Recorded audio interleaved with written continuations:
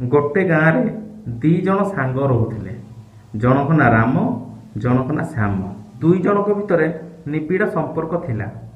हेले गोटे दिन सांग मोर किसी पैसा दरकार मते किसी साहाय्य कर। राम किसी न भाविकी श्याम को पैसा देला। श्याम से पैसा नहीं कि बड़ बिजनेस आरंभ कला। देखु देखु से गोटे बड़ लोक हो गला। हेले राम सेमिति ही रहीगला। गोटे दिन राम पुओर एक्सीडेंट हो गला।